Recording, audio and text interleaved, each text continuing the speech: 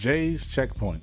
We are going to talk about DUI on private property, public streets, and public vehicular areas, i.e. public parking lots, like Wendy's. So we've all been made aware of, of course, the tragic, unnecessary death of Rayshard Brooks here in Atlanta, and prayers for his family. Whether you're on the, no matter where you are, where you sit on that, it's, sadness for his family and his children, his wife. So just, if you have a human being and have a heart, please honor him correctly. Yes. But surrounding that whole thing, people are saying, he was asleep. Why couldn't he already pulled his car over? Why couldn't he let him just sleep in the car? Why couldn't he let him walk to his sister's house like he said? Why couldn't he blah, blah, blah?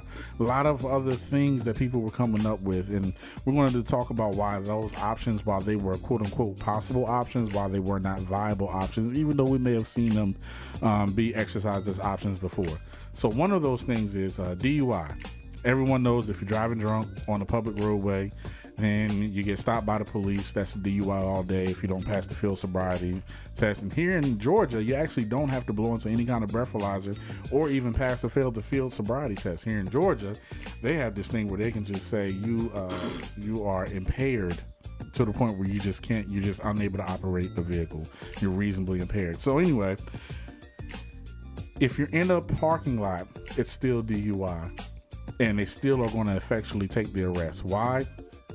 It's a public vehicular area. Even though it's private property, it's a public access to the roadway. Other drivers are operating in that parking lot.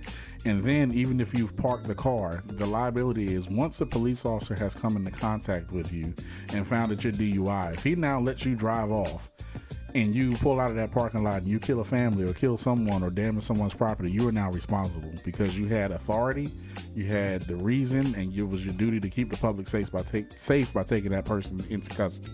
So at that point, you got to take the person into custody. Even if you let him walk to his sister's house and you let the sister come get the car or something like that, if he decides, I don't want to do this plan anymore, he gets behind the wheel, you're right back in that same situation. Another thing is, let's say he does leave the car. If he leaves the car, now Wendy's responsible for the car.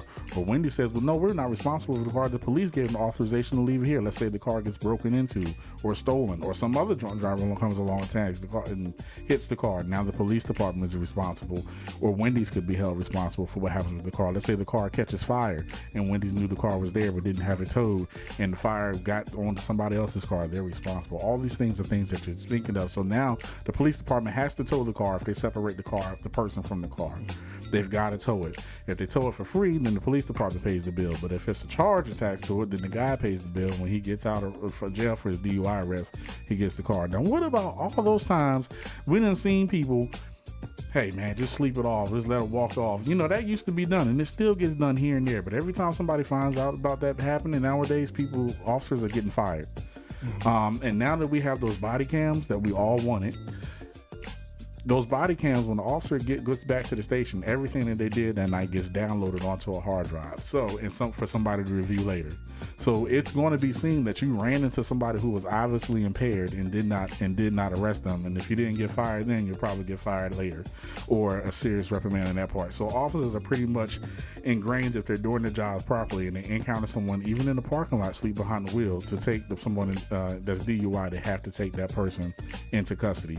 If you're behind the wheel of a car, now what makes you DUI even if you're in a parking lot? You mean if I'm leaving a movie theater, leaving the club, had too much to drink, sit in the passenger seat, don't put the keys in the ignition. That's the best thing I can tell you. Because you sit in the driver's seat with the keys in the ignition, that is seen as, even if you're not operating the motor vehicle to the point where it's in motion, you are in apparent control of the motor vehicle by being behind the wheel and having the keys out of ignition. So if you're drunk, take the keys out of ignition, put them in your pocket, put them in the driver's console, and then just for good measure, so that nobody even thinks anything, sit in the passenger seat, sit in the back seat. It may not be practical, but it'll keep you from getting locked up and allow you to sleep your stuff off or to rest your stuff off until it's time for you to go somewhere. And that is Jay's Checkpoint. That is Jay's Checkpoint. Okay. Educating us every week. Dope. I always commend Jay, man, for that time that he sat outside my crib, man, and just waiting until he sobered up, man. That shit was like eye-opener. You know what I'm saying? It's something I never thought to do. I always tried to make it home. No, I didn't, cops. No, I didn't. I'm lying. I'm gonna take that shit back. It already happened. They can't I'm not arrest you for it. co-signing that. I don't do that. I just count on. I just pray on it.